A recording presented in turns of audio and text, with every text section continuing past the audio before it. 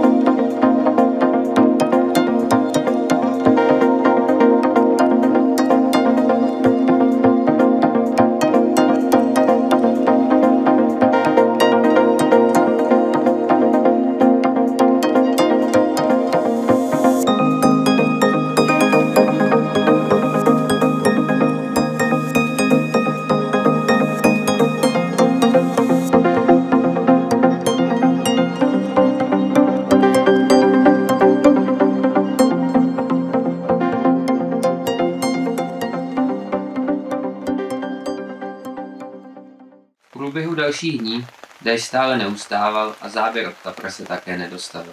Ale i tak jsme si výpravu užívali.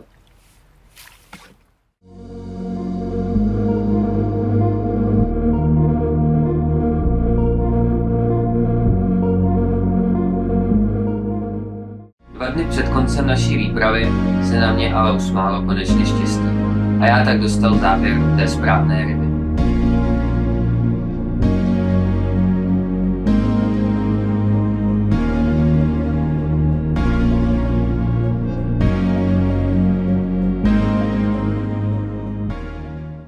Tak jo, je to tady.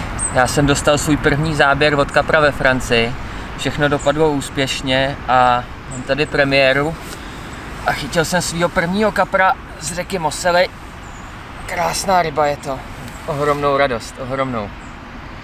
Tohle je prostě bomba. Vzal si 2 tygří voříšky s kukuřicí.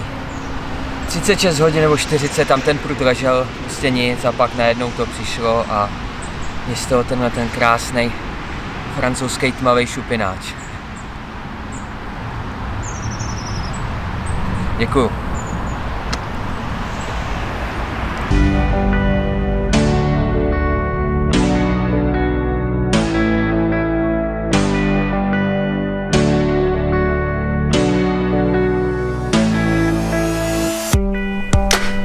Děkuju, kamaráde. Utíkej zpátky domů.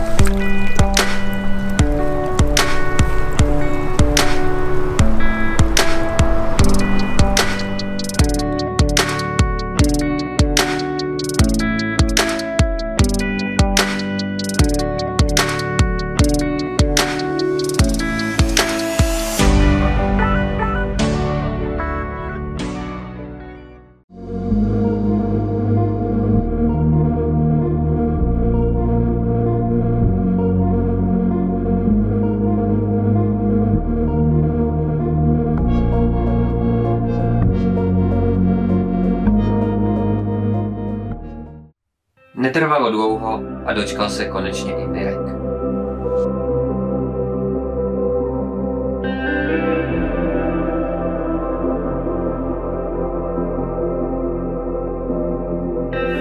Tak, po druhý jsme s Tomášem vyrazili do Francie na řeku Moselu a po 6 dnech jsem se konečně dočkal taky já. Přišel ten nádherný šupináč o váze 19 kg. Souboj to byl famózní. Shodou okolností jsem ho loni chytil na 18 kg. Je to neuvěřitelný, ale je to tak. To by člověk nevymyslel, ale je vidět, že se mu nádherně daří. Takže kámo, díky moc za souboj, za všechno.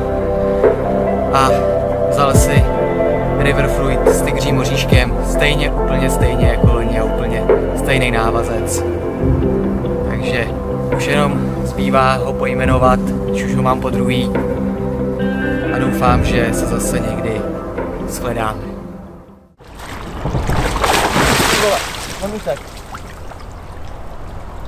Tak čau, ďáble. Díky, kámo. Díky. Ty vole, on utek. Ale máme to. Máme to. Dobrý.